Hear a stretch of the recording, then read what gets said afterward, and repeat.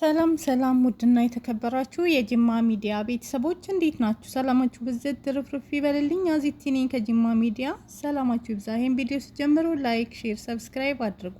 አዳዲስ መረጃዎችን ይዘንላችሁ መተናል። ስለ ወንድማችን ውብሸት እንዲሁም ደግሞ ስለ እህታችን ቀነኒ አዲስ መረጃ ይዘን መተናል። እስከ መጨረሻ አዳምጡት። እኔ እዚህ ጋር ሰናበታችሁ በመጨረሻ ላይ እገባለሁ። አዳምጡት፣ መረጃውን ይጠቅማል። መሳጠር ለቀነኒ ቤተሰቦች ከፍተኛ የተባለ ካሳ ማቅረቡ ተሰማ። የልጃችንን እውነት ነው የምንፈልገው ያሉት ቤተሰቦቿም ሽምግልናውን እንዲቀበሉ በፖሊስ ጫና እየተደረገባቸው እንዳለም ታውቋል። አንዱዓለም ጎሳ የቀነኒ ቤተሰቦች ሽምግልናውን እንዲቀበሉት ቤተሰቦቿን እያስጨነቀ መሆኑ ተሰማ። በተለይም በዙሪያው ካሉ ባለሀብቶች ጋር በመመሳጠር ለጊዜው መጠኑ በግልጽ ያልታወቀም ከፍተኛ የተባለ ገንዘብ በካሳ መልክ በማቅረብ ሽምግልናውን እንዲቀበሉት ጫና እያደረገ እንዳለ ታውቋል።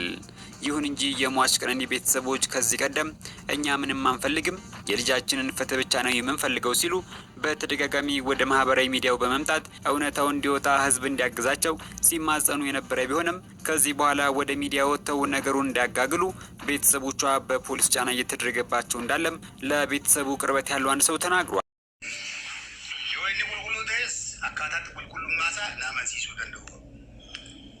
namni galgala waamee ka hojjetu ani bakakkaata malee namni akkasitti dhuga jee yaadu sammuu koollee fudhatu san seerri abaasu seerri qabateera hanga seeraan eeguu jiran jechuudha malee amma warra faannootti biyyaanii godhanii warra waanii godhanii sana siistama dhugaa balleessuuf deemamu dhibbaa dhibbatti nam tokkotti bilbileen nam tokkotti abbaan na bilbilee jiru asaa ba'u bilbileen qabaa bilbili kiyya oofishaalii ni beekama jechuudha an nama ijoolleedhaa miti nama waa hunda beeku. Ayyeroo malee dubbiin akkana gaa mana abbaa isiitiin jira. Kunoo mana isaan suuraa isii hunda ni argita. Mana abbaati kuni suurota ishee ilaali. Kunoo argiteetta isas qaamaan ilaalteetta. Kanaaf immoo nuti ቆልፎበት ነው የወጡት። ምን ብሎ ጠረጴዛ ላይ አስቀምጧል ከስልኩ ጋር መጽሐፈ ምሳሌ ያለ እግዚአብሔር የሚጸየፋቸው ቀለ ደቂቃውን ሽርፍራፊ አቅፌው ስሜው ሰው ጀሬ በቦታን ያልኩት ታውቂያለሽ። አዋተው ወረቀቱ ለኛ ተሰጥቶናል። ብር አዋተው የሀዘን ሽኝት ፕሮግራም ሲያደርጉ እሱ በቦታው ላይ የለም፣ ብርም አላዋጣ። ታምኛለሽ?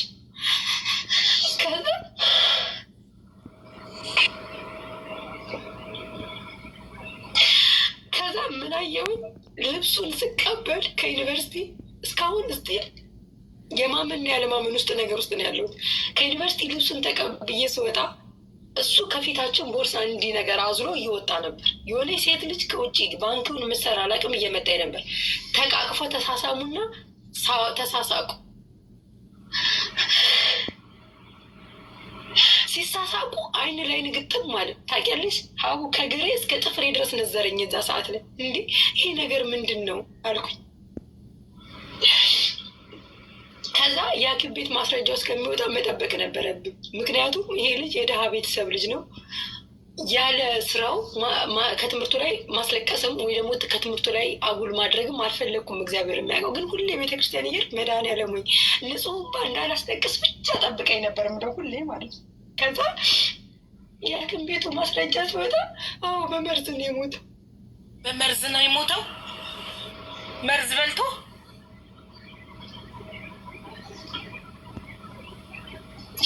መርዝ ግተውት፣ ለዚያውም በጣም የሚከረፋ መርዝ።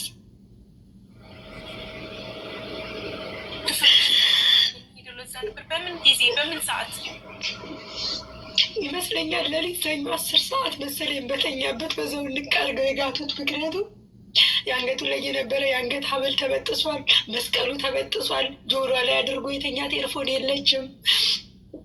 ጠርጥሬ ነበር። ምክንያቱም ወንድሜ ጊጃማ ለብሶ ነው የተኛው። ጊጃማ ሸሚዝ፣ ቁምጣና ካልሲ አድርጎ ነው አልጋ ላይ የተኛው። በዛ ላይ የገና ጾም ገና ገብቶ የመጀመሪያው ቀን ነበር። ይጾማል ነግሬሻለሁ። ስትጾሚ ደግሞ ውለሽ ማታ ምግብ በልቶ የሰጠኝ በራሱ ይደክማል። ከዛ እንደተኛ እዛው ንቅ አድርገው መሰለኝ ጋቱ።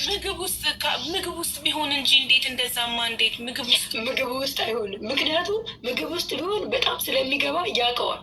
የሐኪም ቤት ማስረጃ ራሱ ምን ይላል መሰለሽ? ይሄ በሌላ አካል ተገዶ ካልወሰደው በስተቀር በማታለል የሚሰጥ መድኃኒት አይደለም። ምክንያቱም በማታለል የሚሰጠው ወይ ምግብ ውስጥ አድርገሽው ቢሆን አንደኛ በጣም ምንም አይነት ከለር የሌለው ምንም አይነት ሽታ ምንም አይነት ጣዕም የሌለው ነው መሆን ያለበት እንዳያስታውቅ። ይሄ ግን በጣም የሚገማ ሽታ አለው። ገባሽ? እንትና ታደሰ ይሸታል እያለ ክፍሉን ለቆ ሲወጣ የነበረው የሚሸት መርዝ ስለሆነ ነው ስለሆነ እና እንደዛ ከሆነ አንደኛ ያለ ነው መርዙ የወሰደው ማለት ነው። ለምክንያቱም እሱ ይሸታል ብሎ ነው ጥሎ የወጣው ክፍሉን። ሲጀመር ሰኞ ዕለት 10 ሰዓት ላይ እንቃርገው ግተውት ዶርም ቆልፈውበት ነው የወጡት። እውነቱን ስነግርሽ ማለት ነው። ምክንያቱም አንደኛ ልዩ እንደተስተካከለ ነው። በቃ እንዲቀጥ ብሎ እንደተኛ ነው። አንሶላው አስመልሶበታል። ጌታ ያስመለሰበትን አይቼዋለሁ። እንዴት ነው አንቺ ሰው አስመልሶ ተስተካክሎ የሚተኛው? እንደው በፈጠረሽ ጌታ ንገሪኝ። ቀጥ ብሎ ነው የተኛው። ሁለተኛ ዶርም ውስጥ ምንም አይነት የመርዝ የነካው እቃ የለም። ያለው እንትን ዝክሩን የዘከረበት ጂኦሎጂስ እና ውሃ ነው ያለው። ሁለቱም ተመርምሮ ንጹህ ነው፣ የለውም፣ አልተመረዘም። ያ ማለት ግተውት የተረፈውን እቃውን ይዘውት ሄደዋል ማለት ነው። ሁለተኛ ሶስተኛ ምን ብሎ ጠረጴዛ ላይ ያስቀምጧል ከስልኩ ጋር መጽሐፈ ምሳሌ ያለ እግዚአብሔር የሚጸየፋቸው 6 ነገሮች 7ኛዋን ነብሶ አጥብቃ ትጸየፋታለች ይልና አንደኛ የትዕቢት፣ ሁለተኛ ክፉ ሀሳብ የምታመነጭ ልብ፣ ሶስተኛ ወደ ክፉ ቦታ የምትሄድ እግር፣ አራተኛ ንጹህ ደም የምታፈስ እጅ፣ አምስተኛ ምንድነው? አምስተኛው ክፉ ነገር የምትናገር ምንድነው? ብቻ አምስተኛው ረሳሁትና ስድስተኛው ዳሽ ብሎ ነው ያለፈው። ስድስተኛው ምንድነው የሚለው? በሐሰት ምስክር ነው የሚለው፣ በሐሰት የመሰከረ ነው የሚለው። እሱን ዳሽ ብሎ ተርፏል። 7ኛው ላይ ምን ብሏል? በወንድማማቾች መካከል ጥላቻን የምትዘራ ምላስ ብሎታል። ይሄ ማለት ከኔ ከጻፈልኝ ጋር ስታመሳክሩ ትክክለኛ ማስፈራራት ነበረበት። ባያስፈራሩት ይሄን ጽፎ አያስቀምጥላቸውም። እግዚአብሔር ይሄን ይጠላል። ይሄን አልፋችሁ ከገደላችሁ ግደሉኝ ብሎ ራሱን አሳልፎ ሰጥቷቸዋል። ምክንያቱም ሁለቱም እንደሱ እሱ ያ ሁለቱም በሃይማኖታቸው እንኳን አንድ ናቸው፣ ክርስቲያን ናቸው። ሁለቱም ባለማህተብ ናቸው። ይታይሽ እንግዲህ ያም ብሎ ነው ሄደው ክፍል ውስጥ እያስመለሰው ነው። በር ቆልፍ የወጣሁበትም አላለም። ምንም አይነት እርዳታ በድጋሚ ተመልሻለሁ። ሰላማችሁ ይብዛ ውድ ቤተሰቦቼ፣ የጅማ ሚዲያ ቤተሰቦቼ። እንግዲህ እንደሰማችሁት ነው መረጃውን መግቢያ ላይ ሀሳብ አስተያየታችሁን ስጡ። እኔም የተሰማኝን እስኪ ልናገር ማለት ነው። እንግዲህ በእህቶቻችን ላይ በወንድማችን ላይ እየደረሰ ያለው ነገር እንደምታዩት ነው። ሀገራችን ላይ ፍትህ የለችም። ለማን እንደምንጮህም አናቅም። ሁላችንም ፍትህ ለቀነኒ፣ ፍትህ ለወንድማችን ውብሸት አስፌ፣ ፍትህ ለአያንቱ እንበል ማለት ነው። ፍትህ እንጠይቅ። በጣም ያሳዝናል፣ ልብ ይሰብራል። እየተደረገ ያለው ነገር በጣም ነው የሚያመው። እንዳያችሁት እንዲህ ነው የሚባል ነገር አይደለም። ለማን ነው የሚጮኸው? ወዴት ነው የሚጮኸው? መልስ የለም። እነዚህ ሁሉም ፍትህ ያላገኙ እህቶቻችን ናቸው።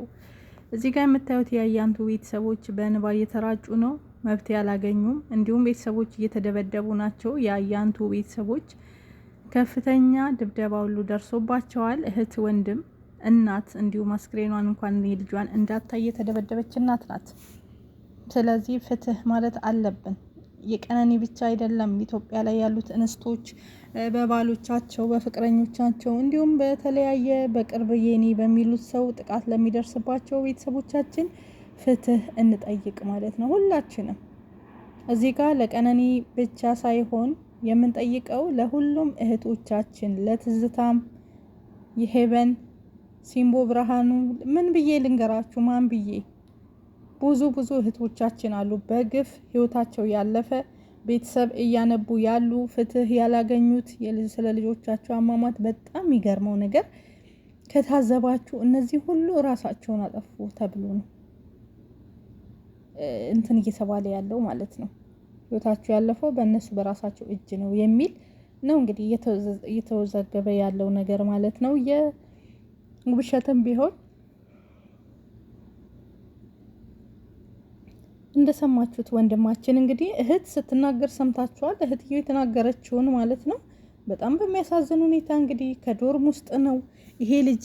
ዶርም ውስጥ ያሉት ሰዎች መያዝ የለባቸውም ወይ? መጠርጠር የለባቸውም ወይ? ሲጀመር እንዴ ብዙ መረጃዎች እኮ እያሉ ነው። የዚህ ልጅም ውሃ ጠጣ ተብሎ በቃ ውሃ ውስጥ እሳት ውስጥ የገባ ቂቤ ሆኖ የውብሸት ፍርድ የተዛባው ለምን?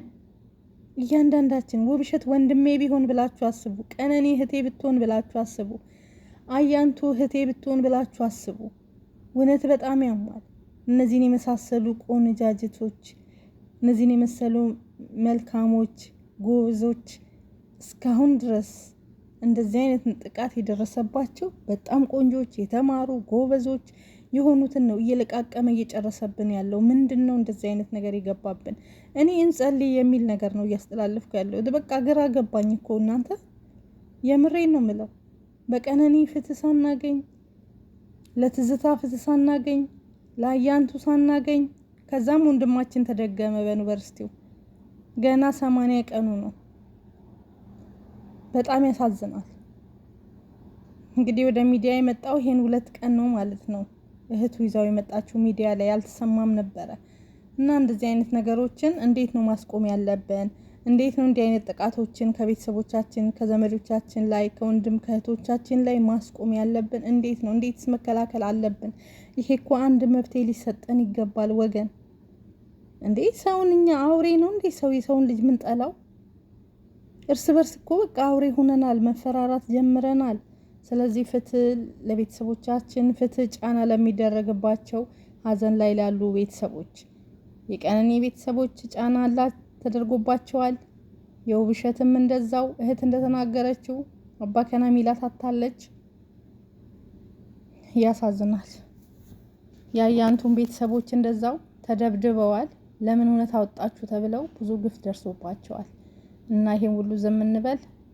ይሄን ሁሉ እየሰማን እያየን ዝም እንበል? ኧረ ፍትህ ፍትህ ወዴት ነሽ እንበል? ድምጻችንን እናሰማ። ቤተሰቦቼ ሰላማችሁ ይብዛ። መረጃው እንደሰማችሁ ነው። ሀሳብ አስተያየታችሁን ስጡ። በጨዋ መልክ አትሳደቡ። እኛ የማንም ችግር የለብንም። ለሚጎዱት ፍትህ እንላለን። ከማንም ምንም ጋር የለብንም፣ ግን ፍትህ እንጠይቃለን።